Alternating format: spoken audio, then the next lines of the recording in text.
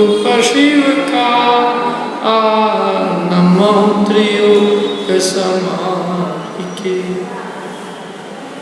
चढ़ाला की तीसरी ढाल चल रही है। संवर तत्व पे हमने चर्चा की। संवर के 57 वेदों की चर्चा की। 57 वेद में यदि सबसे कठिन कोई समझने जैसी चीज़ है तो वो 5 चारित्र के भेद है। वो 5 चरित्र के भेद वो मुनिराज के प्रकट होते हैं। सामायिक, चेतोपस्थापना, परिहार विशुद्धि, सूक्ष्म साम्प्राय और यथाख्यात। यथाख्यात यानी मौनी कर्म का संपूर्णतया उपशम और क्षय होने पर जैसा आत्मा का स्वभाव है वैसा प्रकट होना, उसका नाम है यथाख्यात चारित्र। मौनी कर्म का पूर्ण उपशम 11वें गुणस्थान से होता है। 12वें में क्षय होता है, 11वें में उपशम होता है। 11वें में मौनी कर्म का उपशम माने मौनी कर्म दब गया है, तो पूर्ण वीतरागता प्रकट हुई है। जैसा आत्मा का निर्मल स्वभाव है वैसा का वैसा प्रकट हुआ है। तो इसको अपन कहते हैं यथा यानी जैसा है, ख्यात वैसा प्रकट होना, इसका नाम है यथाख्यात चारित्र। और उससे थोड़ी सी कम वीतरागता रही, यानी अत्यंत सूक्ष्म लोक कषाय का जहाँ उदय रहा, जो कि नष्ट होने के सम्मुख है, उसको कहते हैं सूक्ष्म सांप्रायिक चारित्र। सांप्राय का मतलब है कषाय। अत्यंत सूक्ष्म कषाय जहाँ है उसका नाम सूक्ष्म सांप्राय चारित्र है। और परिहार विशुद्धि चारित्र जो कि जीवों के परिहार करने में जिसकी इस प्रकार की विशुद्धि प्रकट हुई है, नहीं रखते यही सब नहीं रखते बस। सूक्ष्म संजुलन। संजुलन में 4 प्रकार की, कौन कौन सी? तो क्रोध मान माया लोभ में से भी लोभ, और संजुलन लोभ का सबसे सूक्ष्म अंश, यानी 4 में से भी 3 नहीं है, एक ही है संजुलन लोभ। और संजुलन लोभ का भी जो सबसे सूक्ष्म अंश है, जो नष्ट होने के सन्मुख है, उसका नाम सूक्ष्म सांप्राय चारित्र है। यानी ये सूक्ष्म सांप्राय चारित्र जिसके प्रकट हो गया, वो उसके अगले क्षण सूक्ष्म सांप्राय चारित्र के बाद वो नियम से यथाख्यात चारित्र को प्राप्त करता है। और यदि वो मौनी कर्म का क्षय करते हुए यथाख्यात चारित्र को प्राप्त करता है तो वो नियम से अंतर्मुहूर्त पश्चात केवल ज्ञान प्राप्त करता है। और यदि वो मौनी कर्म का उपशम करके माने उसको दबा के और यथाख्यात चारित्र प्राप्त करता है, पूर्ण वीतरागता को प्राप्त करता है, तो वो नियम से पुनः सूक्ष्म सांप्राय चारित्र में आ जाता है। यानी सूक्ष्म सांप्राय से यथाख्यात में गया, यदि वो उपशम श्रेणी है तो रिवर्स गाड़ी आएगी, तो छपक श्रेणी है तो यथाख्यात चारित्र को प्राप्त करके केवल ज्ञान प्राप्त करता है। 11वें से ऊपर जाते हैं तो वही का रिवर्स ट्रेन होगी ना उसकी। उपशम का मतलब ही है कि कर्म का उपशम हुआ है, क्षय नहीं हुआ है।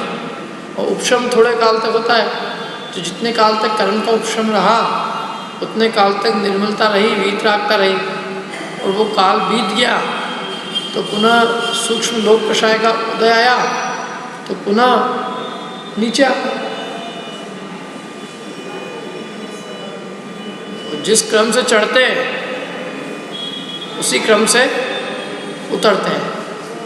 तो पहले सूक्ष्म सांप्राय चारित्र को प्राप्त किया, फिर यथाख्यात चारित्र को प्राप्त किया, और यदि वो उपशम श्रेणी है, कर्म का उपशम किया है, तो यथाख्यात चारित्र के बाद पुनः क्या मिलेगा? सूक्ष्म सांप्राय। आई समझ?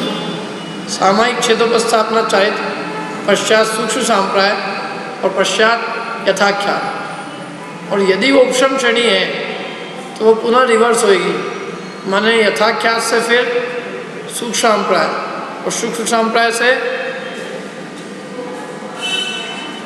सामायिक और छेदोपस्थापना। यदि क्षय करता हुआ बढ़ेगा, सामायिक छेदोपस्थापना पूर्वक सूक्ष्म सांप्राय और सूक्ष्म सांप्राय से यथाख्यात और यथाख्यात से केवल ज्ञान। आई बात समझ में? नहीं आई? छठे से 90वें गुणस्थान तक होता है सामायिक और छेदोपस्थापना चारित्र। 10वें गुणस्थान में होता है सूक्ष्म सांप्राय चारित्र। 11वें, 12वें, 13वें, 14वें गुणस्थान में होता है यथाख्यात चारित्र। 13वां और 14वां गुणस्थान अनंत अवस्था का गुणस्थान है। 11वां और 12वां गुणस्थान मुनिराज का गुणस्थान। तो जो मुनिराज श्रेणी पर आरोहण करते हैं, तो श्रेणी पर आरोहण होता है 7वें के बाद, यानी 8वें गुणस्थान, 9वां, 10वां। तो 8, 9, 10 तक गए। 10 के बाद 2 रास्ते हैं। जो कर्म का उपशम करते हुए श्रेणी चढ़ेंगे वे 11वें में जाएंगे। जो कर्म का क्षय करते हुए श्रेणी पर आरोहण करेंगे वे 10वें से 12वें में जाएंगे। और क्षय कर दिया है तो वापस से उन्हें पुनः नीचे लौटने का काम नहीं है, तो 12वें से फिर 13वें में अर्थात अनंत अवस्था को प्राप्त कर लेंगे। और यदि कर्म का क्षय नहीं किया है, 10वें से 11वें में गए हैं, तो 11वें से पुनः लौट के कहाँ आएंगे? 10वें में, यानी पुनः सूक्ष्म सांप्राय में आएंगे। पुनः लौट के कहाँ जाएंगे? 9वें में, पुनः 8वें में, पुनः 7वें में, फिर 6ठे, ऐसे नीचे लौटते जाएंगे। 6, 7, 8, 9, 10, 11 और 11, 10, 9, 8, 7, 6 उपशम श्रेणी के। और छपक के 6, 7, 8, 9, 10, 12 और फिर 12, 10, 9, 8, 7, 6 कि 12 के बाद 13 और फिर 14, फिर सिद्ध। 13 में तो मैंने 12 ऐसा गुणस्थान है जिसको 12वें गुणस्थान की प्राप्ति होगी, वो नियम से अंतर्मुहूर्त में अनंत बन जाएगा, नियम से। और जो अनंत बन गया है वो नियम से सिद्ध बन जाएगा। अपने को प्राप्त क्या करना है? 12वां। 12वें के पहले होगा 10वां, उसके पहले 9वां, 8वां। और 8वां मैंने छपक श्रेणी वाला। छपक श्रेणी वाला 8वां जिसने प्राप्त कर लिया उसका नियम से 9वां भी होगा, नियम से 10वां भी होगा, 10वें से 12वां भी होगा, नियम से। केवल 8वें में प्रवेश भी हो गया ना छपक श्रेणी वाले 8वें में, तो केवल गया। बस एक कदम चढ़ना है, पाँव रखा छपक श्रेणी पे, अपने आप एलिवेटर है ऑटोमेटिक ऊपर ले जाएगा। और ऐसा है कि वापस लौटने का नहीं है, ऊपर ही ऊपर जाएगा। बस एक 8वें गुणस्थान के प्रथम समय के परिणामों की प्राप्ति होना चाहिए। यदि 8वें गुणस्थान के प्रथम समय के परिणाम प्राप्त हो गए उस जीव को, तो वह 8वें से नियम से 9वें में जाएगा, 10वें में जाएगा, 12वें में चले जाएगा, 13वें में चले जाएगा, 14वें में जाके सिद्ध हो जाएगा। परंतु 7 से 8 के बीच का जो गैप है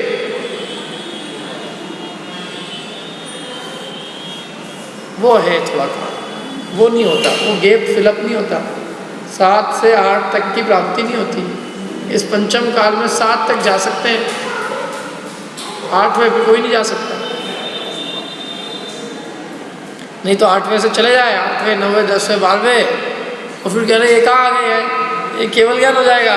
5वें काल में तो केवल ज्ञान किसी को होता ही नहीं, भेजो वापस। ऐसा होता ही नहीं ना, इसलिए वो उस जाति के परिणाम होते ही नहीं। इस काल में किसी के भी छपक श्रेणी योग्य परिणाम नहीं होते, उपशम श्रेणी योग्य परिणाम भी नहीं होते। अधिक से अधिक विशुद्धि हो जीव की तो वो छठे सातवें गुणस्थान तक की विशुद्धि को प्राप्त कर सकता है, बस इतनी हद है, उसके ऊपर नहीं। मैंने इन 5 प्रकार के चारित्र में से कितने चारित्र प्राप्त कर सकता है पंचम काल का जीव?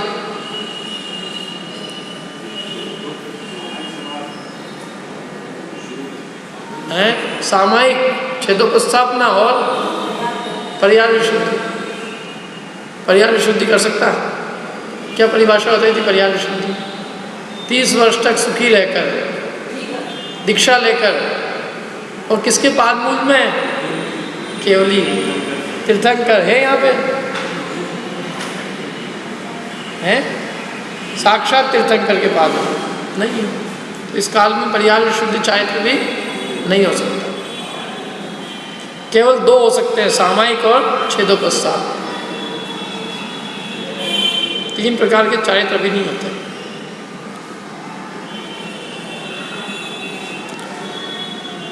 सबसे कम कौन से चारित्र वाले इन 5 में से?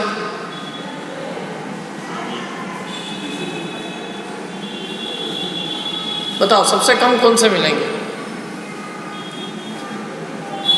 5 प्रकार के चारित्र में से सबसे कम चारित्र वाले जीव कौन से मिलेंगे? कौन से चारित्र वाले जीव सबसे कम है? 5 प्रकार के चारित्र के नाम बताओ पहले तो। बताओ पीछे वाले लोग। नहीं, आप नहीं, आपके अलावा बताओ। बाकी सब लोग हैं ना, 5 जने मिलके एक नाम बताओ। हाँ, आपको कितने चारित्र है? कोई बात, कितने जितने हैं उतने बता दो। है? एक भी नहीं है। अभी पंचम काल में 2 हो सकते हैं। प्रश्न मेरा यह है कि सबसे कम चारित्र वाले कौन से, सबसे कम जीव कौन से चारित्र वाले होंगे? बताओ। बहुत बढ़िया। और एक आंसर था, 5-4 आंसर देने और अपने को एक न एक तो निकल ही जाएगा उसमें से। पर्याय विशुद्धि 2 आंसर। तीसरा, सबसे कम जीव कौन से चारित्र वाले में नहीं है? तीसरा आंसर आप बता दो जो बच्चे हैं उसमें से। छेदोपस्थापना तीसरा नाम। चौथा, सामायिक। 3 नाम जो आए हैं। जीवों की संख्या, जीवों की संख्या सबसे कम कौन से चारित्र वालों की मिलेगी? तो एक तो पहला नाम क्या बताया? यथाख्यात। दूसरा नाम पर्याय विशुद्धि। तीसरा छेदोपस्थापना। चौथा नाम सामायिक। ये चारों ही आंसर गलत है। सूक्ष्म सांप्राय वाले जीव सबसे कम मिलेंगे।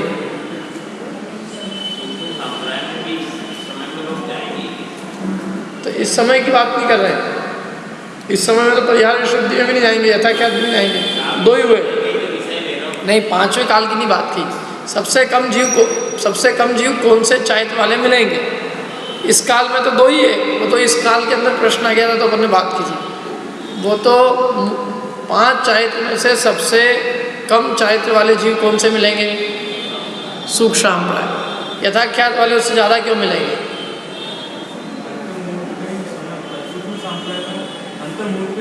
और यथाख्यात का ज़्यादा कैसे रहेगा? हाँ, देखो अनंत भगवान का कौन सा चारित्र है? सूक्ष्म सांप्राय। यथाख्यात, तो यथाख्यात चारित्र अनंत भगवान की संख्या ज़्यादा है कि सूक्ष्म सांप्राय गुणस्थान वाले जीवों की संख्या ज़्यादा है? सूक्ष्म सांप्राय गुणस्थान का तो काल ही अंतर्मुहूर्त है।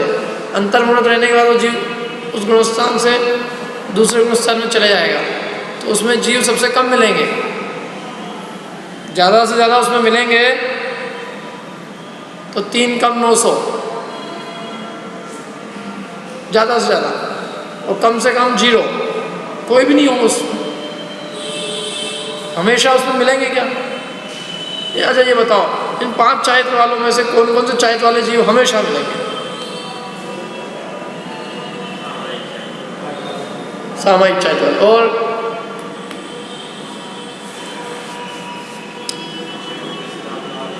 छेदोपस्थापना वाले मिलेंगे कि नहीं हमेशा? देखो ये थोड़ा पढ़ो इसको, सामायिक और छेदोपस्थापना चाहे छठे सातवें में होता है, कभी सामायिक कभी छेदोपस्थापना, दोनों एक साथ ही होते हैं। जिनके सामायिक है उनके छेदोपस्थापना, जिनकी छेदोपस्थापना उनके सामायिक है।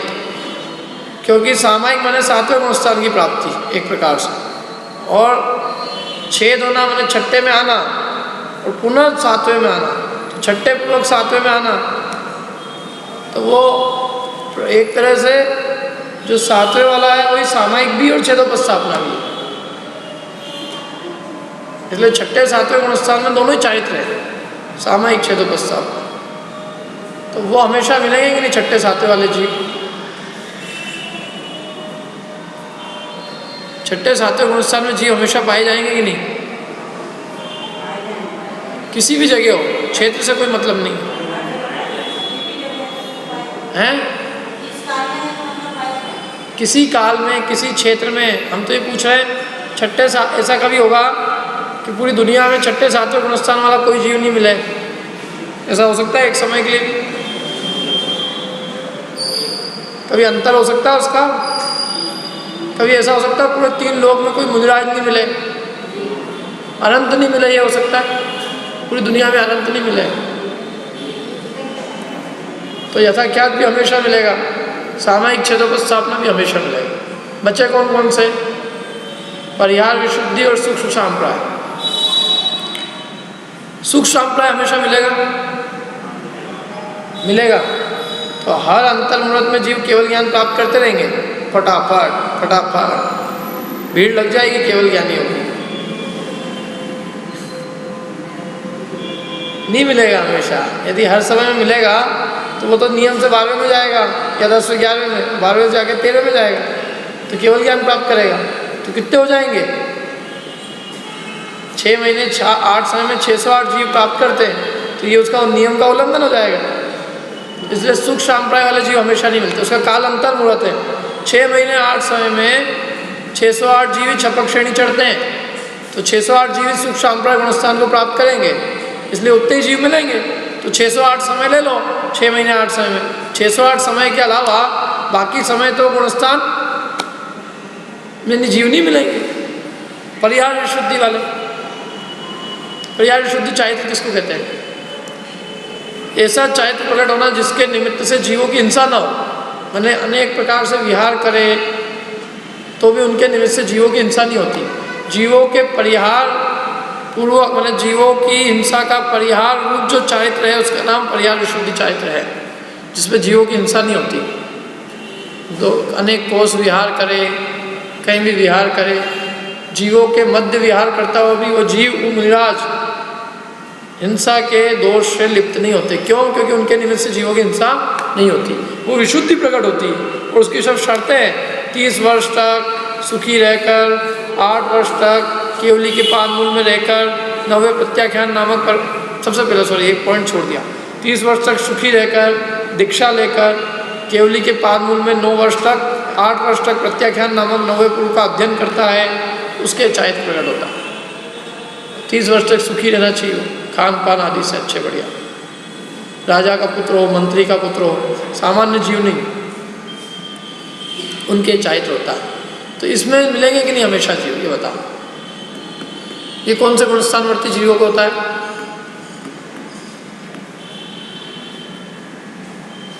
बताओ पीछे वाले लोग, परिहार विशुद्धि चारित्र कौन से गुणस्थान में होता है? 8वें में। 8वें वाले कितने लोग हैं? 6ठे 7वें। और परिहार विशुद्धि चारित्र वाले जीव भी सदा काल पाए जाएंगे, उसका कभी अभाव नहीं होगा, क्योंकि उसका काल लंबे समय है। 1 कोटि पूर्व 8 वर्ष अंतर्मुहूर्त कम, 1 करोड़ पूर्व तक परिहार विशुद्धि चारित्र टिका रह सकता है। एक चले गए, दूसरे हो जाएंगे, दूसरे चले गए, तीसरे। परिहार विशुद्धि चारित्र का अस्तित्व सदा काल बना रहेगा। यथाख्यात का हमेशा, सामायिक छेदोपस्थापना का हमेशा, केवल एक सूक्ष्म सांप्राय।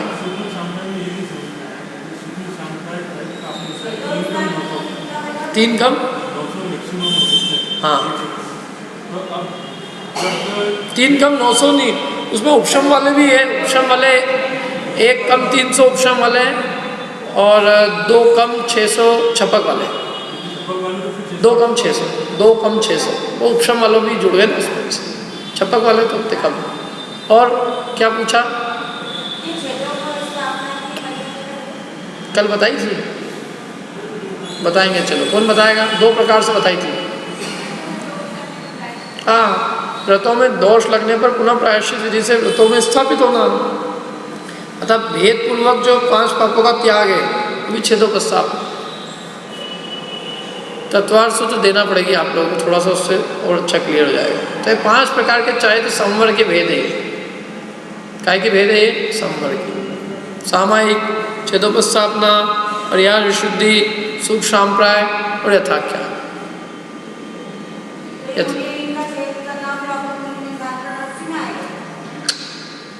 वो सब स्थूल है। यहाँ तो 6ठे 7वें गुणस्थान में झूलते हुए मुनिराजों के छेदोपस्थापना चाहिए की बात चल रही है। छेद माने कोई मुनि लिंग का छेद नहीं हुआ है, वहाँ स्वरूप का स्वरूप स्थिरता का छेदन हुआ है। स्वरूप लीनता थी, निर्विकल्प ध्यान में मगन थे, से बाहर आए, छेद हो गया, फिर आपके अंदर आए, स्थापित हो गए। 6ठे 7वें से बाहर के अंदर चारित्र नहीं होता, ये नियम है। ये जितने चारित्र बताए हैं ये सब 6ठे 7वें के बताए हैं। 6ठा 7वां गुणस्थानवर्ती मुनिराज के अलावा और किसी के चारित्र होता ही नहीं है, 5 में से एक भी नहीं होता। ये सब मोक्ष मार्ग क्यों के, संवर के कारण है। और आप दीक्षा का छेद कर रहे हो तो मोक्ष मार्ग ही है क्या? छेद करना दीक्षा का, वो तो मोक्ष मार्ग से च्युत होना है, वो चारित्र कैसे हो सकता है? और पुनः स्थापित भी हो जाए तो भी छेद हुआ ना, तो उस समय तो यहाँ तो 6ठे में आना ही छेद है, तो भी इतना बड़ा छेद नहीं है कि जिससे वो मुनि धर्म से च्युत हो जाए। अप्रमत्त से प्रमत्त रूप दशा हुई, कोई बहुत बड़ा नुकसान नहीं हुआ, पुनः अप्रमत्त दशा को प्राप्त हो जाते हैं। 6ठे 7वें में झूलते रहते हैं, मुनि लिंग का कुछ भी नुकसान नहीं होता और बराबर संवर के कारण बने रहते हैं।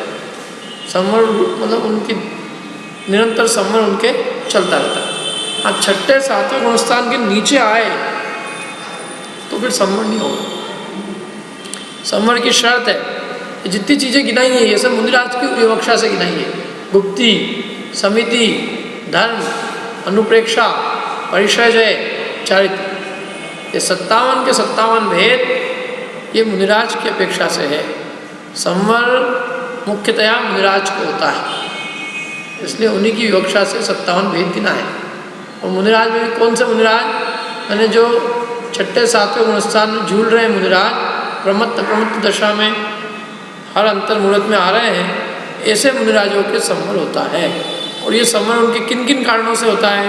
तो गुप्ति, समिति, धर्म, अनुप्रेक्षा, परिचय, देवचाय, 12 भावनाओं का चिंतन करने से, परिचयों को जीतने से, चारित्र धारण करने से, गुप्ति का पालन करने से, समिति का पालन करने से, 10 धर्मों का चिंतन मनन करने से। और कोई प्रश्न बताओ? 5 प्रकार का चारित्र समझ में आ गया? सबसे कम कौन से गुणस्थान, सबसे कम कौन से चारित्र वाले हैं? सुख सांप्राय, फिर गड़बड़। उससे ज़्यादा कौन से चारित्र वाले हैं?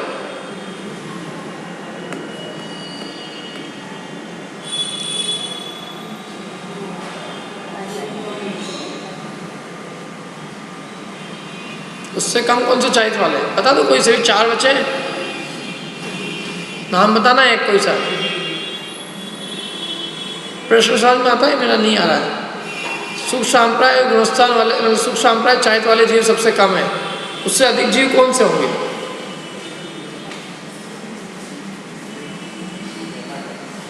यथाख्याल। और कोई आंसर? यथाख्याल चारित्र वाले जीव में अनंत परमेष्टि भी आ जाते हैं, और अनंत परमेष्टि कुछ कम 9 लाख है, और पर्याय शुद्धि चारित्र वाले जीव कुछ कम 7,000 है, 3 कम 7,000, 6,997, और वो 8 लाख 9,000 ऐसे कुछ, मतलब लगभग 9 लाख है। तो 9 लाख और 7,000 केवली मिलना सरल है, परिहार शुद्धि चारित्र वाले मिलना कठिन है हैं? हाँ, 8,98,502 है। हाँ, तो फिर ये कितने हुए? ये तो 7,000 ही है, 3 कम 7,000, तो कितना अंतर है? चलो 2 हो गए अपने, मतलब है 13वें गुणस्थान की जीव की संख्या है 8,91,502। केवल केवली के लिए अपन ने तो यथा क्या चाहिए तो और 11वें 12वें और 14वें और जोड़ दो तो और ज़्यादा हो जाएंगे। तो उनको माइनस भी कर दिया तो भी 9 लाख हुए। 2,000 कम, 1,500 कम 9 लाख, और ये 7,000। परिहार विशुद्धि वाले कम है यथा क्या से, सुख शाम्प्राय से ज़्यादा है, क्योंकि सुख शाम्प्राय में 3 कम 900 और यहाँ 3 कम 7,000, तो 900 से 7,000 बढ़े, लेकिन 9 लाख से 7,000 बहुत कम है, और वो 9 लाख है। और छठे 7वें गुणस्थान वाले मैंने सामायिक क्षेत्रोपस्थापना वाले कुछ कम 9 करोड़ है। 9 लाख, 9 करोड़, 7,000 और 900 ऐसा है। आ रही कुछ समझ में?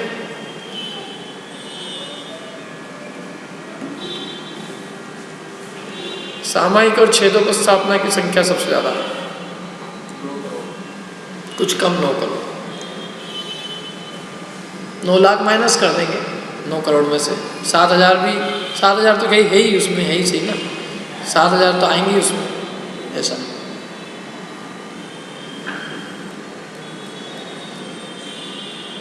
सामायिक क्षेत्रोपस्थापना चारित्र कौन से गुणस्थान से कौन से गुणस्थान तक होता है?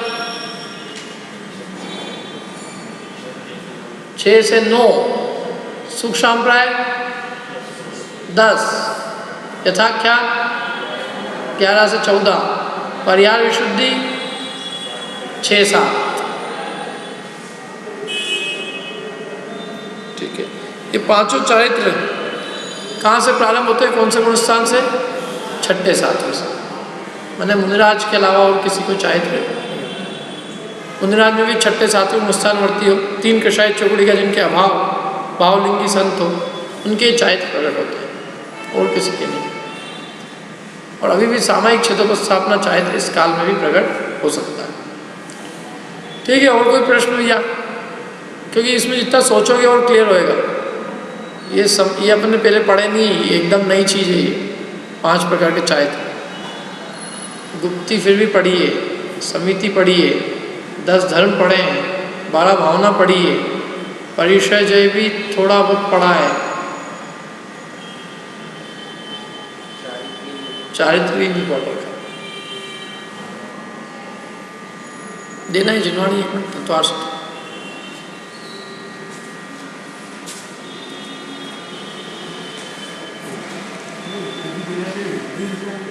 हैं। हाँ, ये रिद्धि समान ही है ये, तो वो चारित्र विशुद्धि केवल से है, उसमें विशुद्धि है, इसलिए निमित्त, विशुद्धि निमित्त होने से उसको कहा है।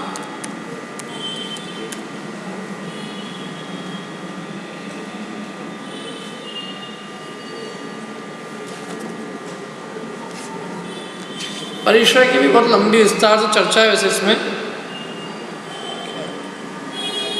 पेज नंबर 1 ये लेना, चलो ठीक है, 1 सेकंड देते हैं।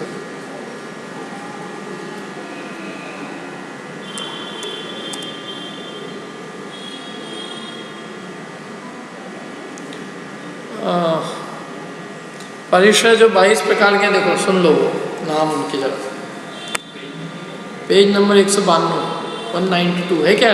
लेके आए क्या जिनवाणी?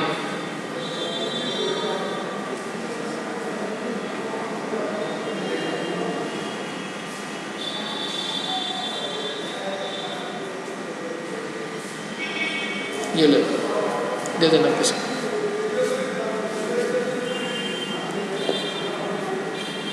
देखो कौन कौन से है परिश्रय। एक तो क्षुधा, भूख,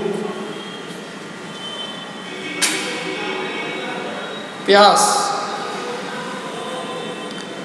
शीत उष्ण माने जोड़े ये तो सब है ना। दंश मशक, दंश मशक अर्थात मच्छरों का काटना। नग्नता, बालक के समान यथाजात रूप, जैसा जन्म के समय जैसा रूप था वैसा रूप होना। अरति, अरति अर्थात अच्छा नहीं लगना। स्त्री, स्त्री माने कोई भी स्त्री यदि उन्हें अपने मार्ग से च्युत करने के लिए आए तो च्युत नहीं होना। रत्नत्रय मार्ग से च्युत नहीं होना। वैसे तो 22 के 22 परिसर इसलिए सहे जाते हैं, मार्ग से च्युत न होवे। कौन से मार्ग से? रत्नत्रय से। और संवर के कारण है। चर्या, सैया और निषद्धा, निषद्या, ये तीन एक साथ है। खड़े रहना, खड़े रहने में थकना नहीं। बैठ गए, बैठने में नहीं थकना। सो गए, सोने में नहीं थकना। और तीनों प्रकार में कोई माने उसको जीतना। सैया कैसी भी हो उसमें कष्ट का अनुभव नहीं करना। परिचय हो सैया का, सैया कंकरीली हो, कठोर हो, उसको जीतना। सैया को, निषद्या बैठने का आसन को, और चर्या गमन आदि के अंदर, चलने के अंदर थकान नहीं लगना। आक्रोश, कठोर वचन, कोई उनको गाली देवे, निंदा करे, अत्यंत जो है अपकारी, अत्यंत निंद वचन बोले तो भी उसको आनंद से, अपने आत्मिक आनंद के बल से उसे जीत लेना। उसके ऊपर क्रोध नहीं करना। वध, मारना, कोई मारे, घानी में पेल दे, तलवार से काटे। याचना माने अनेक प्रकार से अंतराय उत्पन्न हो, भिक्षा नहीं मिले, आहार नहीं मिले तो भी सिंह वृत्ति रहती है। सिंह वृत्ति माने किसी के सामने दीन नहीं बनते, याचना नहीं करते, मांगते नहीं। अपने चेहरे में मतलब उदासीनता नहीं आती। सर्वार्थ सिद्धि ग्रंथ है अपने पास में, यहाँ पे नहीं है।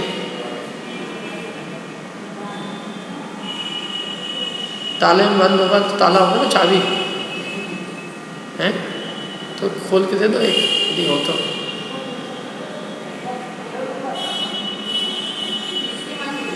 तीसरी मंजिल तो अपन ही पहुँच जाएंगे ऊपर।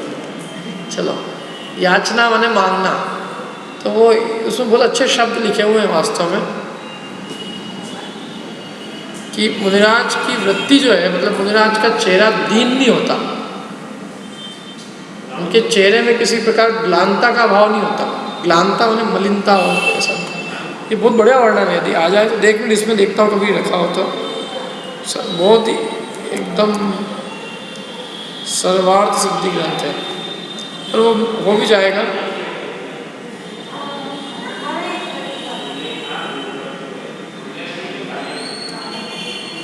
नहीं मिलेगी जी वो ऐसे कोई। अरे ये खाने की चीज़ है क्या ये? कि ये सब्जी नहीं है ककड़ी की, गिलकी की है, गिलकी खा लो तो।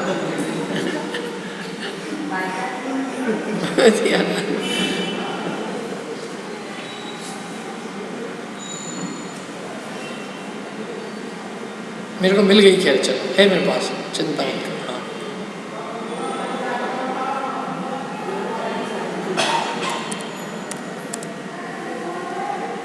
सुन लो, देखो एक एक चीज को थोड़ा, परंतु आपको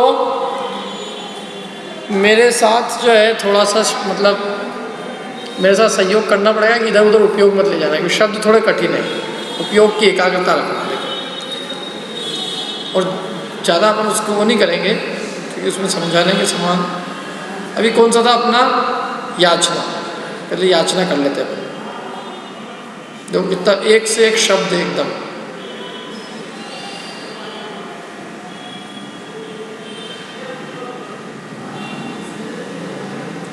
जो बाह्य और अभ्यंतर तप के अनुष्ठान करने में तत्पर है, पहला पॉइंट क्या है? बाह्य और अभ्यंतर तप के अनुष्ठान करने में तत्पर है। बाह्य अभ्यंतर तप पढ़े ना अपन, कितने प्रकार के बाह्य? 6 बहिरंग और 6 अभ्यंतर तपों के करने में तत्पर है। जिसने तप की भावना के द्वारा, तप की भावना के कारण अपने शरीर को सुखा डाला है, जिसका तीक्ष्ण सूर्य के ताप के कारण सार व छाया रहित वृक्ष के समान त्वचा, अस्थि और शिराजाल मात्र से युक्त शरीर यंत्र रह गया। मैंने सूर्य का ताप इतना तीक्ष्ण था, जैसे सूर्य की ताप के कारण क्या होता है कि वृक्ष हो जाता है तो उसमें कुछ सार नहीं बचता, छाया नहीं बचती, टूट हो जाता है। तो ऐसे जिसका तीक्ष्ण सूर्य के ताप के कारण सार व छाया रहित वृक्ष हो जाता है, ऐसे ही उनकी त्वचा, अस्थि और सिरा जाल ये है बच्चे, इससे युक्त शरीर का यंत्र रह गया है। मैंने जैसे पिंजर रह जाता है ना, हड्डियाँ दिखती है, नसें दिखती है, सिरा जाल दिखता है। जो प्राणों का वियोग होने पर भी, प्राण चले जाए तो भी आहार, वस्ती और दवाई आदि की दीन शब्द कहकर, मैंने दीनता बताकर, या मुख की विवर्णता दिखाकर, मुख की विवर्णता माने वर्ण माने अच्छा, वो विवर्ण माने मुख को दीनहीन दिखाकर, वह संज्ञा आदि के द्वारा, संज्ञा माने किसी प्रकार से बोल के, किसी और कोई चिन्ह के द्वारा याचना नहीं करता, तथा भिक्षा के समय भी जिसकी मूर्ति बिजली की चमक के समान दुरुपलक्ष रहती है, ऐसे साधु के याचना परिषद जानना चाहिए। आया कुछ ख्याल में? क्या बोला मैंने? जो बाह्य और अभ्यंतर तप के अनुष्ठान करने में तत्पर है, जिसने तप की भावना के कारण शरीर को सुखा डाला है, जो सूर्य की ताप के कारण सार और छाया सहित वृक्ष के समान त्वचा, अस्थि और शिरा जाल मात्र जिसका शरीर यंत्र रह गया है, और प्राणों का वियोग होने पर भी आहार, वस्ती और दवाई आदि की दीन शब्द कहकर या मुख की विवर्णता दिखा के या संज्ञा आदि के द्वारा याचना नहीं करता, और भिक्षा के समय में जिसकी मूर्ति बिजली की चमक के समान, दुरुपलक्ष माने कोई उसको भेद नहीं सकता, जैसे बिजली के समान चमकती रहती, ऐसे साधु के याचना परिषद जानना चाहिए। इसकी फोटो कॉपी करा के दूंगा मैं आपको, एक एक की, एक दो और सुन लो। देखो इसके शब्द इतने जोरदार हैं, और संस्कृत पढ़ो तो और आनंद आ जाए, लेकिन अभी तो हिंदी पढ़ लो पहले।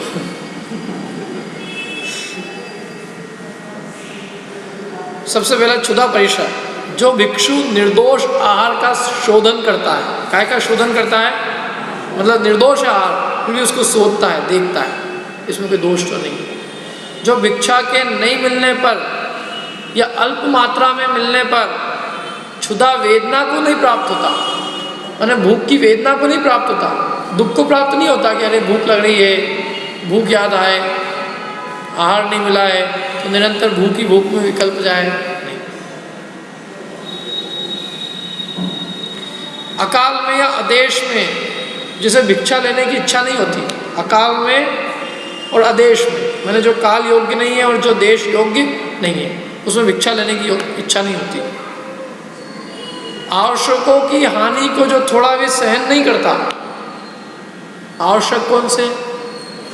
6 आवश्यक, उनकी हानि को थोड़ा भी सहन नहीं करता, माने सामायिक की, समता, स्तुति, वंदना, कायोत्सर्ग, प्रतिक्रमण, उसकी हानि उसको बिल्कुल बर्दाश्त नहीं। जिस काल में जो आवश्यक योग्य है, वो उस काल में वो उसको आवश्यक हो नहीं होना, वो काल का उल्लंघन या उस आवश्यक का उल्लंघन उसे सहन नहीं है।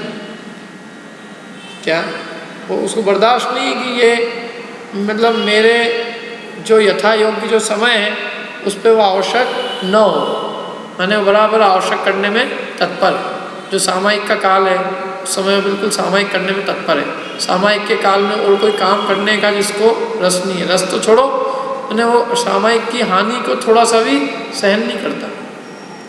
स्वाध्याय और ध्यान भावना में तत्पर रहता है, जिसने बहुत बार स्वकृत और परकृत अनशन व अवमोदन तप किया है, अनेक बार खुद ने, और परकृत माने कोई समझ लो, परकृत माने किसी दूसरे के द्वारा आहार नहीं दिया गया या आहार ही कम बनाया गया, तो स्वयं के द्वारा किया गया और पर के निमित्त से उत्पन्न हुआ, ऐसा अनशन व अवमोदन तप बहुत बार किया है। जो नीरस आहार लेता है और अत्यंत गर्म भंडार में गिरी हुई कतिपय जल की कतिपय बूंदों के समान, जिसका गला सूख गया है। गरम गरम भांड होता है, उसमें एक आध दो बूंद गिर गई पानी की, लेकिन दिखती नहीं हो, ऐसे पानी मिला दिखता ही नहीं, इतना गला सूख गया। और क्षुधा वेदना की उदीर्णा है, मैंने क्षुधा वेदना का उदय तीव्र, तो भी जो भिक्षा लाभ की अपेक्षा उसके अलाप को अधिक गुणकारी मानता है, उसके क्षुधा वेदना परिचय जय जानना चाहिए। किसी स्थिति में खड़ा किया उन्होंने, क्या चित्र खींचा है आदर्श, और ऐसे आदर्श चित्र को खींच के बता रहे हैं कि इस परिस्थिति में होने पर भी जो भिक्षा लाभ की जगह अलाप को अधिक लाभकारी मानता है, गुणकारी मानता है, उसके उसके क्षुधाजन्य बाधा का चिंतन नहीं करना, वो क्षुधा परिचय जय है। ऐसे जिसने जल से स्नान करने, उसमें अवगाहन करने, उससे सिंचन करना, उसका त्याग कर दिया है, और जिसका पक्षी के समान आसन नियत नहीं है, आवास नियत नहीं है। पक्षी है ना, पक्षी का आवास नियत होता है, कहाँ रहेगा, कोई नहीं। आसन नियत है पक्षी का, यहाँ बैठेगा, यहाँ उड़ाया वहाँ बैठ जाएगा। और अति रुक्ष प्रकृति विरुद्ध आहार, ग्रीष्मकालीन आतप, पित्त, ज्वर और अनशन आदि के कारण तथा शरीर और इंद्रियों को मथने वाली पिपासा, मैंने जो शरीर और इंद्रियों को मथ के रख दे, और ऐसी पिपासा उत्पन्न हुई तो भी उस पिपासा का प्रतिकार करने में आदर भाव नहीं रखता, और पिपासा रूपी अग्नि शिखा को संतोष रूपी नूतन मिट्टी के घड़े में भरे हुए शीतल सुगंधी समाधि रूपी जल से शांत कर रहा है। किसको, किससे शांत कर रहा है? पिपासा रूपी अग्नि शिखा को, प्यास रूपी अग्नि शिखा को संतोष रूपी नूतन मिट्टी के घड़े में भरे हुए शीतल सुगंधी समाधि रूपी जल से शांत कर रहा है। उसके पिपासा जय परिचय जानना चाहिए, उसके पिपासा जय परिचय प्रशंसा के योग्य। एक से एक है ये सब।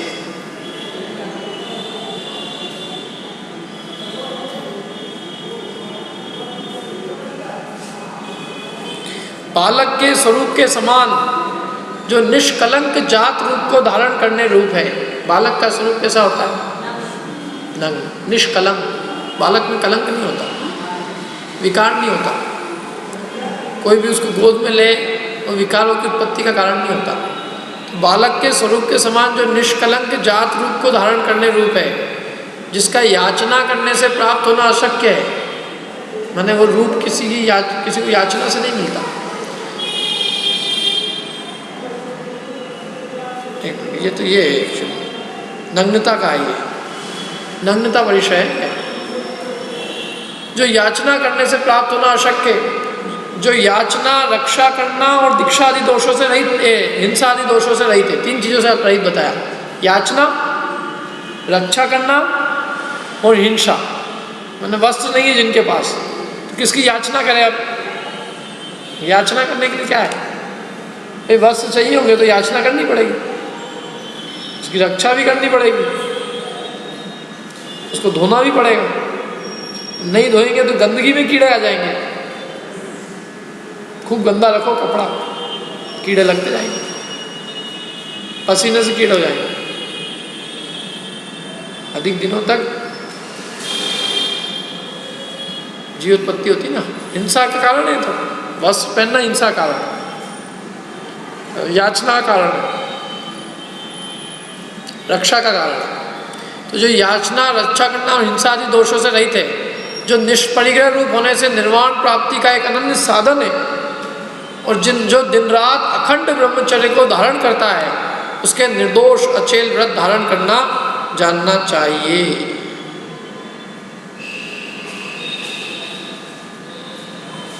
ये स्त्री बाधा परिषद। एकांत ऐसे बगीचा और भवन आदि स्थानों में नव यौवन मद विभ्रम और मदिरा पान से प्रमत्त हुई स्त्रियों के द्वारा बाधा पहुंचाने पर कछुए के समान जिसने इंद्रिय और हृदय के विकार को रोक लिया है, कछुआ होता है ना अपने आप में सिमट जाता है, ऐसे जिसने इंद्रिय और हृदय के विकार को रोक लिया है तथा जिसने मंद मुस्कान, कोमल संभाषण, तिरछी नज़रों से देखना, हंसना, मत भरी धीमी चाल से चलना और काम बाण मारना आदि को विफल कर दिया है, उसके स्त्री बाधा परिषय जानना चाहिए।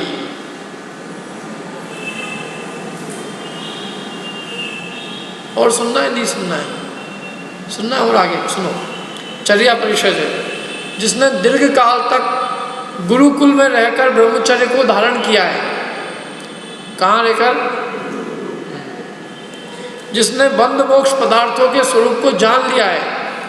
संयम के आयतन शरीर को भोजन देने के लिए जो देशांतर का अतिथि बना हुआ है, गुरु के द्वारा जिसे स्वीकृति मिली है, जो वायु के समान निसंगता को धारण करता है, बहुत बार अनशन, अवमोदन, वृत्ति परिसंख्यान और रस परित्याग आदि जन्य बाधा के कारण जिसका शरीर परिक्लांत है, देश और काल के प्रमाण से रहित तथा संयम विरोधी मार्ग गमन का जिसने परिहार कर दिया है। काय के प्रमाण से रहित? देश काल के प्रमाण से रहित, संयम विरोधी मार्ग गमन का जिसने परिहार कर दिया। मैंने देश और काल का प्रमाण है, कितना चले क्या कहाँ चले, आदेश में नहीं जाएंगे, अकाल में नहीं जाएंगे।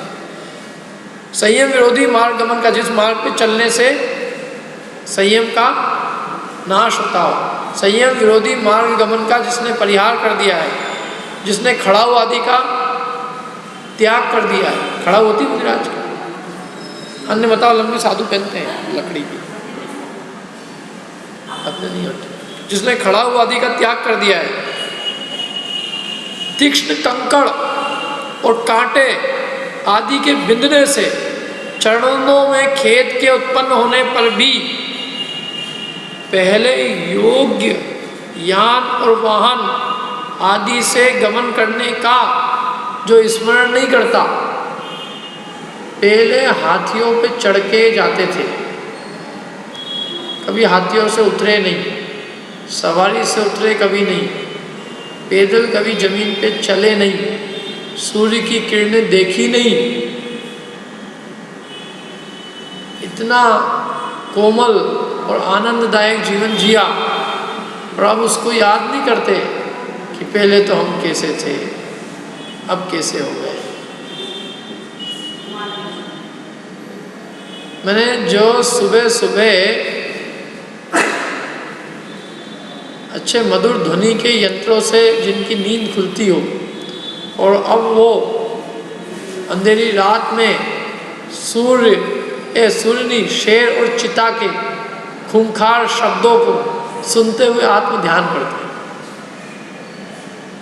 जो पहले वातानुकूलित महलों में यास करते थे क्या, जिसमें गर्मी सर्दी की कोई बाधा नहीं, और अब वो जो है तीक्ष्ण गर्मी को और तीक्ष्ण सर्दी को सहन करते हैं। जिनके पानी की प्यास लगने के पहले नौकर पानी लेके खड़ा होता था, भूख लगने के पहले भोजन तैयार रहता था क्या, और जिनके अनेक प्रकार की अनेक प्रकार की भोग सामग्री तैयार रहती थी। 96,000 स्त्रियाँ जिनके चरणों में नतमस्तक लेके खड़ी रहती थी, और वो मुनिराज जब चले जाते थे इन सब चीज़ों को याद नहीं करते। इसलिए उन्होंने कहा जो पहले योग्य था, इन पहले योग्य यान और वाहन आदि से गमन करने का जो स्मरण नहीं करता तथा जो यथाकाल आवश्यकों का परिपूर्ण पालन करता है, उसके चर्या परिषय जानना चाहिए। चर्या है ना, चलने में वो याद नहीं कर रहा है, थक गए भैया, पहले तो अपनी इतनी अच्छी वो थी, गाड़ी थी, अब हम पैदल जा रहे हैं। कई लोग शिखर जी की यात्रा करने जाते हैं तो बीच रास्ते में, अरे भैया अपन ने तो डोली कर ली होती तो अच्छा से।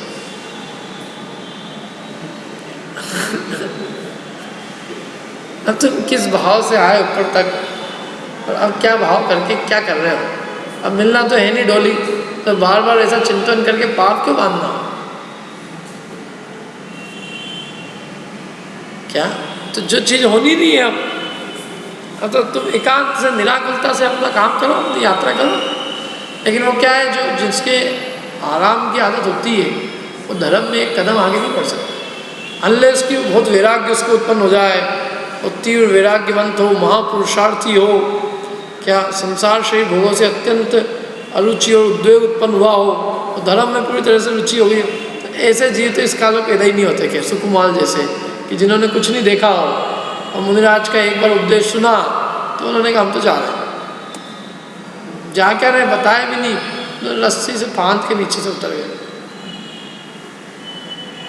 है ऐसे कोई? ऐसे सब ऐसे हैं कि वो तो बस वो अपने यहाँ जो गाड़ी होती है ना, वो गाड़ी बस वहीं रहती है, वो थोड़े दिनों में यहाँ तक भी आने वाली है अंदर, लोग वहीं खड़े खड़े दर्शन करें।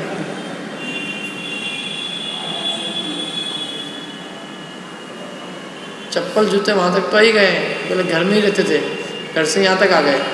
बस वो किसी दिन ऐसा भी आ जाएगा जब लोग चप्पल जूते में, इतनी सी परेशानी मंजूर नहीं जी, इतनी सी पैदल चलने की। आजकल के बच्चों को देखो बिना गाड़ी घोड़े के वो चले ही नहीं क्या, और जबकि बहुत हिंसा के आयतन है ऐसा। मैं कहता हूँ अपन लोग खाने पीने की हिंसा पे कितना विचार करते हैं। अभी चौमासा है तो चौमासे में खूब उपवास करेंगे, कोई सुहाग की रक्षा के लिए, तो मोक्ष पाने के लिए, जिसके लिए भी करेंगे, करते उपवास वगैरह। अब वो एक तरफ तो ये करते हैं और दूसरी तरफ वही गाड़ी घोड़े से खूब चलते हैं। तो भक्ष भोजन का तो त्याग किया, और जीवों की हिंसा तो यूँ भी तुमने गाड़ी घोड़ों से भरे बरसात में जब चली तुमने, नहीं बिना बरसात के भी जब चली, तो गाड़ी के निमित्त से कितने जीव मरे कि नहीं मरे, उसका विचार नहीं। बस खाने पीने में कोई ताकत लगा रखी, और खाने पीने में भक्ष का त्याग कर। कुछ तो ऐसे हैं जिसमें कुछ समझ में भी नहीं आता मुझे कि ये कहाँ से हो गए। मैंने सारी महिलाएं अपने पति की रक्षा के लिए व्रत करें, और पति क्या काम ना करें, मरे तो मरे, इनका क्या है। पतियों के लिए भी तो एक सुहागा 10 सुहागा 11 सुना चाहिए, इनकी सुहाग 10 नहीं है तो क्यों? पत्नी ही सोचे बेचारी, बस पति जिंदा रहे, और पति क्या करे, कुछ नहीं करे, खा पी के मोटे ताजे होते रहे, और ये उनकी सुरक्षा के लिए सोच सोच के मरती रहे। ये वास्तव में मूल में भावना ही खोटी है कि इससे हमारा पति जिंदा रहे या पति खुश रहे। व्रत करो तुम और फल मिले तुम्हारे पति को, तो बहुत ही बढ़िया काम है। पंडों वाला काम है।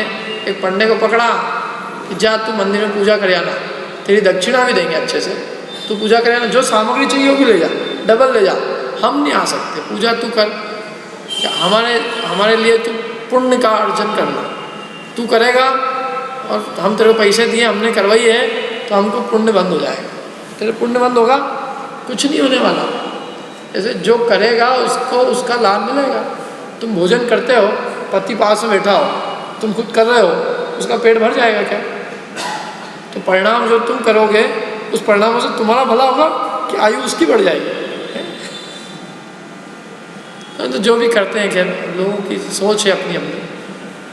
उपवास करने का निषेध नहीं है, लेकिन जो उसमें अभिप्राय है उस अभिप्राय का जरूर निषेध है, क्योंकि वो अभिप्राय बहुत खोटा है। ये करवा चौथ के नाम पे अपन ने उसका एक वर्जन निकाल लिया।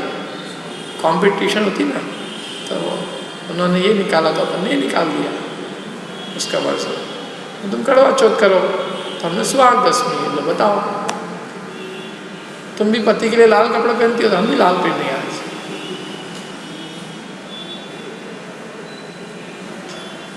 खैर अपन तो बात ही करते पैदल चलने, पैदल चलने के अंदर जो है वो कम से कम हिंसा है, लेकिन अब कोई पैदल चलने को तैयार नहीं, सबको गाड़ी घोड़े चाहिए, उसमें हिंसा बहुत है। जितनी पैदल चलने में हिंसा नहीं होती है, उससे अनंत गुना हिंसा साइकिल से है। और साइकिल में जितनी नहीं उससे अनंत गुना टू व्हीलर से, और टू व्हीलर में जितनी हिंसा नहीं उससे अनंत गुना कार से, और कार से भी अनंत गुना एक बस से। अब किसी का प्रवचन सुनने आना और इतनी बड़ी कार लेके आए अकेला, 4 जने हो तो फिर भी समझ में आए, 4-5 जने, अकेला आदमी आए, अभी तो खड़ी रखने की जगह नहीं, पाँव पाँव पाँव करेंगे सब लोग पीछे से।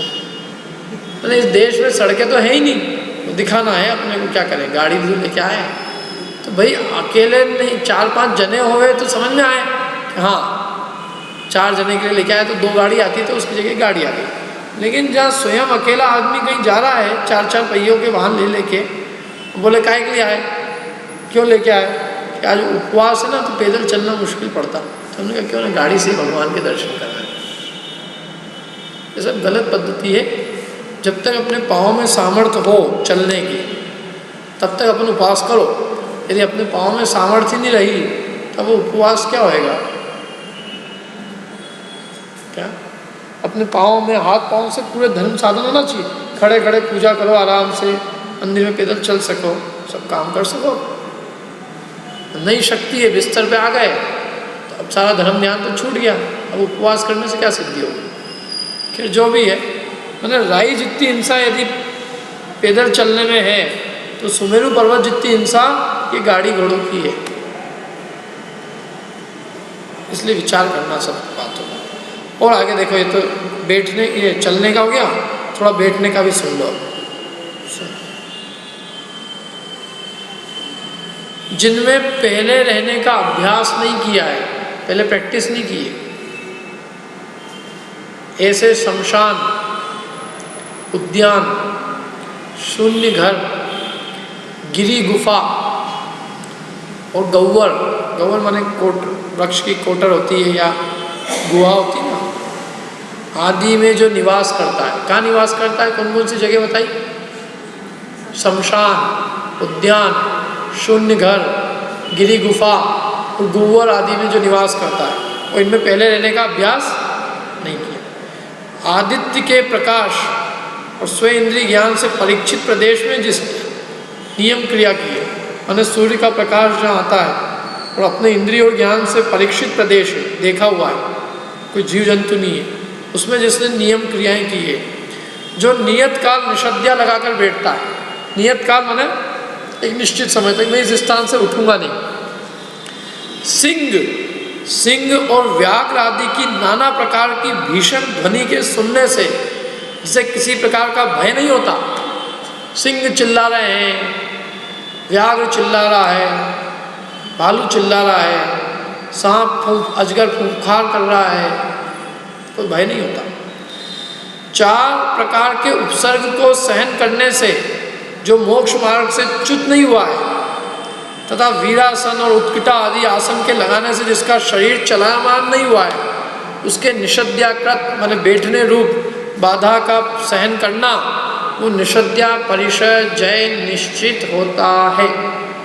कौन सा परिचय हुआ, चेतन अचेतन देव, अचेतन, तिर्यंच, मनुष्य और देव, ये 4 प्रकार के उपसर्ग है। देवों के द्वारा किया गया उपसर्ग देवकृत, मनुष्यों के द्वारा किया गया उपसर्ग मनुष्यकृत, तिर्यंचों के द्वारा किया गया तिर्यंचकृत। और कोई अचेतन शिला गिर गई ऊपर से कुछ हो गया, वो अचेतन का दोष, कोई प्राकृतिक बाधा आ गई तो अचेतन रहना है। ऐसे 4 प्रकार के उपसर्गों को सहन करने से जो मोक्ष मार्ग से च्युत नहीं हुआ है, जिसका शरीर चलायमान नहीं हुआ है, अनेक प्रकार के आसन वगैरह लगाने से भी, उसके कौन सा परिचय है, बैठने का। बैठे हुए हैं, बैठने में कोई डगमगा नहीं रहा, परिचय है। अब सोने का भी सुनो। स्वाध्याय, ध्यान, स्वाध्याय, ध्यान और अध्वश्रम के कारण, अध्वश्रम माने अधिक श्रम के कारण थककर जो कठोर, विषम तथा प्रचुर मात्रा में कंकड़ और खपड़ों के टुकड़ों से व्याप्त ऐसे अति शीत तथा अति उष्ण भूमि प्रदेशों में एक मूर्हुत प्रमाण, एक मुहूर्त माने 48 मिनट, एक मुहूर्त प्रमाण निद्रा का अनुभव करता है, जो यथाकृत एक पार्श्व भाग से या दंडायित आदि रूप से, दंडायित माने जैसे धनुष होता है ना, धनुष कैसा रहता है? धनुष देखा आपने? धनुष होता है ऐसा ही यूं करके, मतलब अत्यंत संकुचित होके, फैला के नहीं पूरा। इस तरह से निद्रा लेते हैं, एक करवट से और भी संकुचित हो, पूरे फैलने में जीवों की दिशा की संभावना। तो जो यथाकृत एक पार्श्व भाग से या दंडायित आदि रूप से शयन करता है, करवट लेने से प्राणियों को होने वाली बाधा का निवारण करने के लिए जो गिरे हुए लकड़ी के कुंदे के समान या मुर्दे के समान, करवट नहीं बदलता, मुर्दा करवट बदलता है क्या? अपन इधर सुला दो, थोड़ी देर में आओ, बदल रहे क्या होगा? सब लोग भाग जाएंगे। ऐसे जो मुर्दे के समान करवट नहीं बदलता, या लकड़ी के कुंदे के समान वो भी नहीं बदलता। जिसका चित्त ज्ञान भावना में लगा हुआ है, माने निद्रा के काल में भी जिसका चित्त काय में लगा है? ज्ञान भाव। व्यंतर आदिकों के द्वारा किए गए नाना प्रकार के उपसर्गों से भी जिसका शरीर चलायमान नहीं होता, और जो अनियतकालिक तत्कृत बाधा, अनियतकालिक मैंने कोई पक्का नहीं कब बाधा खत्म होएगी, बहुत लंबे समय तक भी वो कोई उपसर्ग करता हो, अनियतकालिक मच्छर काट रहा है, काटते जाए, कब तक काटेगा बताए, अनियतकालिक तत्कृत बाधा को सहन करता है, उसके सय्या परिशय जय कहा जाता है। आक्रोश मिथ्या दर्शन के उद्रेक से कहे गए जो क्रोधाग्नि की शिखा को बढ़ाते हैं, काय को बढ़ाते हैं? क्रोधाग्नि को बढ़ाते हैं। काय के उद्रेक से गिरे लोग? मिथ्या दर्शन के उद्रेक से। ऐसे क्रोध रूप, कठोर, अवज्ञाकर, निंदा रूप और असभ्य वचनों को सुनते हुए भी जिसका उनके विषय में चित्त नहीं जाता है, यद्यपि तत्काल उनका प्रतिकार करने में समर्थ है। क्या वज्रवृषण नाराज सहनन है? देख लेना यूं सामने तो भाग जाए व्यक्ति। फिर भी यह सब पाप कर्म का विपाक है। इस तरह जो चिंतन करता है और जो उन शब्दों को सुनकर तपस्या की भावना में तत्पर रहता है, और जो कषाय विष के लेश मात्र को भी अपने हृदय में स्थान नहीं देता, उसके आक्रोश परिशय सहन निश्चित होता है। कषाय को क्या कहा है हमें? विष। कषाय विष को लेश मात्र भी अपने हृदय में स्थान नहीं देता, उसके आक्रोश परिशय जो है एक से एक है। ये सब बढ़िया बढ़िया।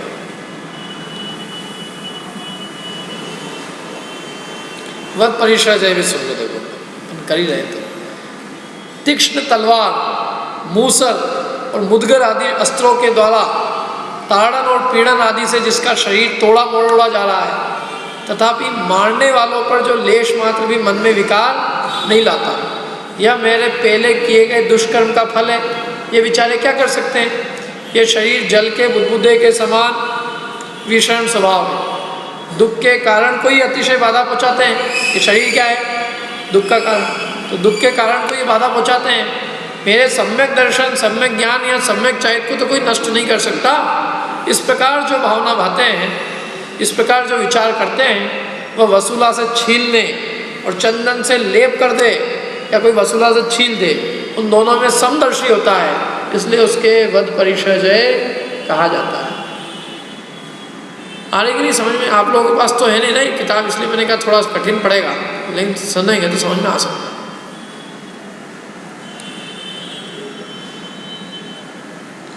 अलाप, अलाप बता दिया था, अलाप नहीं दो, अलाप भी सुनो।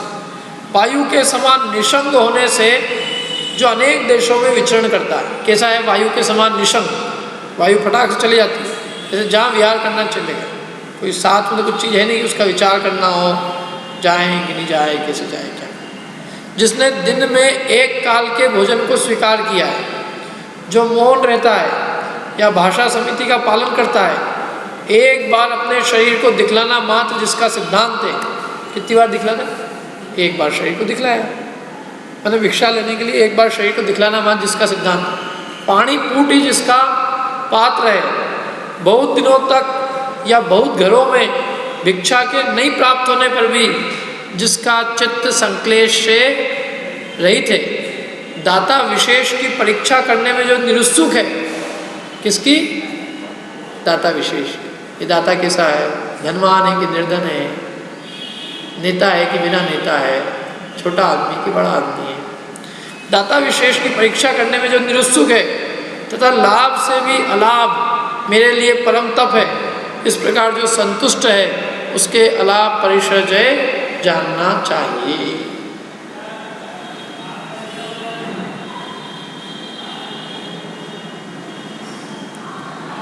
रोग परिचय, रोग यह सब प्रकार के अशुचि पदार्थों का आश्रय है। यह मतलब कौन? शरीर। यह अनित्य है और परित्राण से रहित है, माने रक्षा नहीं की जा सकती।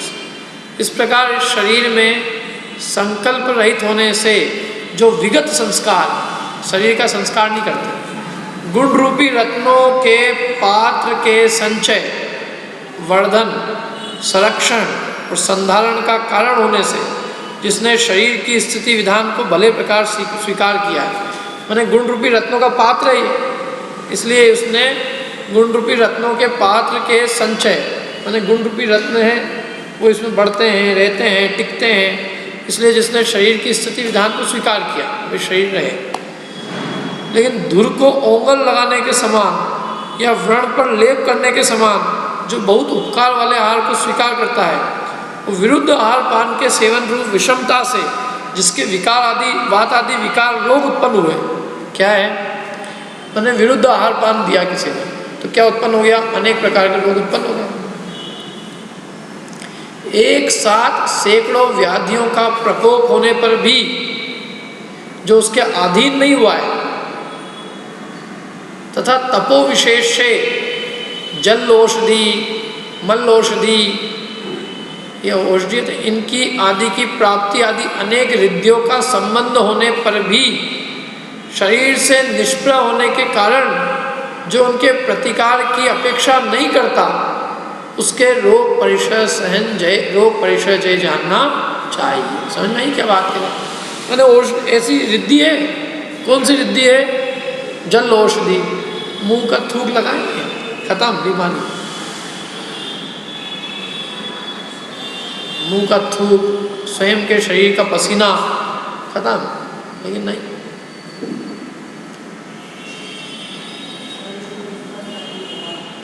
शरीर को जो भी माने ऐसी रिद्धियां हैं, इन रिद्धियों का संबंध होने पर भी इन रोग के प्रतिकार की अपेक्षा नहीं करते, उनके रोग परिचय सहन। कितने हो गए परिचय बताओ? कितने लिखे आप लोगों ने? देखो, क्षुधा का वर्णन हुआ, प्यास का वर्णन हुआ, शीत और गर्मी का अपन ने वर्णन नहीं किया था, दंशमोषक का भी नहीं किया, नग्नता का किया, अरति का किए भी नहीं किया, चर्या निषद्या सही आए, तीनों हो गए अपने। आक्रोश, वध, याचना, अलाभ, रोग, तृण स्पर्श भी नहीं हुआ ना, तृण स्पर्श मतलब तृण स्पर्श, तृण माने सब तिनका, कांटा, जो कोई बिंदने रूप दुख का कारण है उससे उसका तृण पद का ग्रहण उपलक्षण है। तृण जो विधे, शरीर में कांटा लगता है, शरीर बिज जाता है। सूखा तिनका, कठोर कंकड़, कांटा, तीक्ष्ण मिट्टी, शूल आदि के बिंदने से पैरों में वेदना के होने पर उसमें जिसका चित्त उपयुक्त नहीं है तथा चर्या, सैया और निषद्या में प्राणी पीड़ा का परिहार करने के लिए जिसका चित्त निरंतर प्रमाद रहित है, उसके तृण स्पर्श आदि परिचय सहन जानना चाहिए। जैसे मल परिचय में शरीर में मल लगा, धूल धूल चिपक गई। अब कायिक माने जल कायिक जीवों की पीड़ा का परिहार करने के लिए जिसने मरण पर्यंत स्नान व्रत स्वीकार किया है, किनकी परिहार करने के लिए? जल कायिक जीवों की हिंसा का परिहार करने के लिए, उनकी पीड़ा का परिहार करने के लिए कौन सा व्रत? स्नान, मरण पर्यंत स्नान व्रत स्वीकार किया।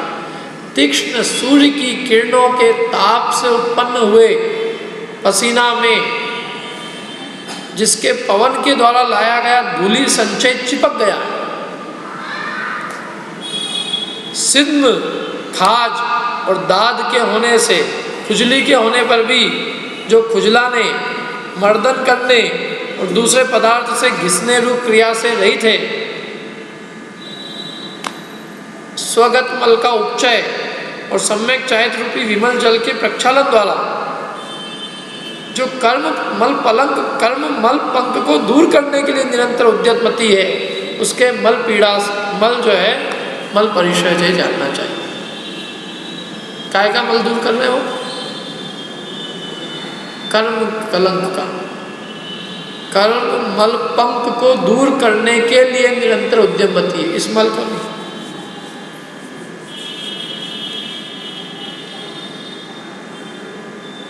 इसके बाद में दो बहुत अच्छे हैं, देखो। सत्कार पुरस्कार। सत्कार का अर्थ होता है पूजा, प्रशंसा और किसी क्रिया में, आरंभ आदि में आगे करना, आमंत्रण देना, ये कहलाता है पुरस्कार। दो चीज़ें हो गई ना, सत्कार और पुरस्कार। सत्कार का अर्थ पूजा प्रशंसा, पुरस्कार का अर्थ किसी काम में आगे रखना, आमंत्रण देना, पुरस्कार। तो इस विषय में मेरा अनादर करता है, मैं बहुत विद्वान हूँ फिर भी मेरा अनादर करता है। चिरकाल से मैंने ब्रह्मचर्य का पालन किया है, मैं महातपस्वी हूँ, स्वसमय और परसमय का निर्णयज्ञ हूँ, मैंने अपने मत और परमत को जानता हूँ, मैंने बहुत बार परवादियों को जीता है, तो भी कोई मुझे प्रणाम और भक्ति नहीं करता और उत्साह से आसन नहीं देता। मिथ्या दृष्टि अत्यंत भक्ति वाले होते हैं, कुछ नहीं जानने वाले को भी सर्वज्ञ समझकर आदर सत्कार करके अपने समय की प्रभावना करते हैं। व्यंतर आदि पहले अत्यंत उग्र तप करने वालों की पूजा रचते थे। यदि यह मिथ्या श्रुति नहीं है तो इस समय वे हमारे समान तपस्वियों की पूजा आदि क्यों नहीं करते? इस प्रकार के खोटे अभिप्राय से जिसका चित्त रहित है, उसके सत्कार, पुरस्कार, परिचय, जय जानना चाहिए। आ रही कि नहीं समझ में? जैसे चेहरे उदासीन लग रहे हैं, जैसे कोई बहुत बड़ा बोझा हो रहा हो। और सुनो, देखो इसके आगे, मैं अंग, पूर्व और प्रकीर्णक शास्त्रों में विशारद हूँ। मतलब मैं मतलब यहाँ लिखा है, मैं अंग, पूर्व और प्रकीर्णक शास्त्रों में विशारद हूँ और शब्द शास्त्र, न्याय शास्त्र और अध्यात्म शास्त्र, इन सब में निपुण हूँ। मेरे आगे दूसरे जन सूर्य की प्रभा से अभिभूत हुए खद्योत के उद्योग के समान बिल्कुल भी सुशोभित नहीं होते। इस प्रकार के विज्ञान मद से रहित होना, इस प्रकार के विज्ञान मत का निराश होना, वो प्रज्ञा परिचय जय है। मैंने ज्ञान होते हुए भी उसका मद नहीं चढ़ना, अपने को बड़ा नहीं मानना उस ज्ञान से, ये कौन सा परिचय जय है? प्रज्ञा परिचय। और देखो इसके बाद में अज्ञान, ये मूर्ख है, कुछ नहीं जानता है, पशु के समान है, इत्यादि तिरस्कार के वचनों को मैं सहन करता हूँ। कोई मेरे को मूर्ख भी कहता है, सहन करता हूँ। पशु के समान है, सहन करता हूँ।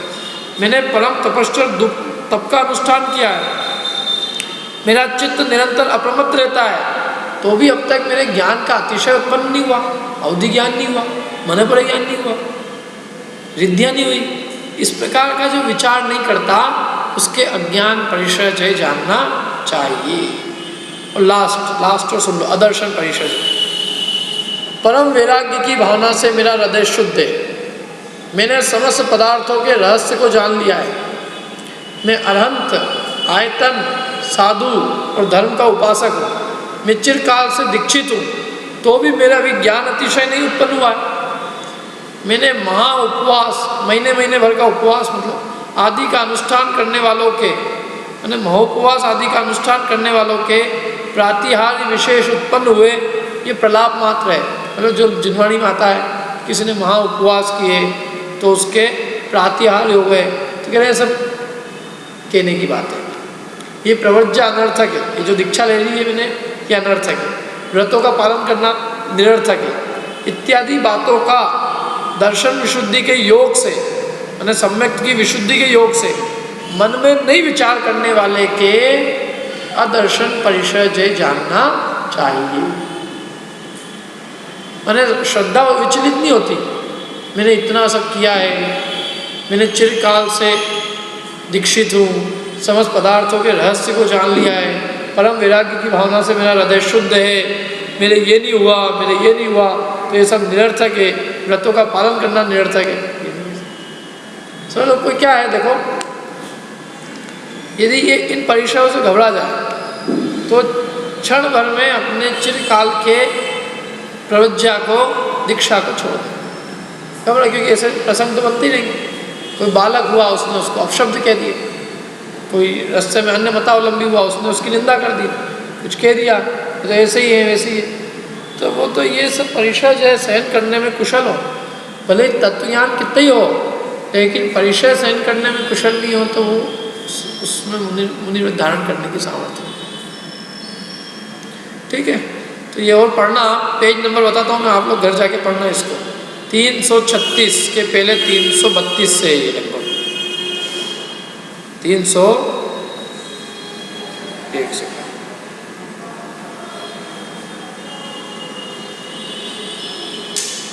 332 से 336 तक देखना, उसे मिल जाएगा सब।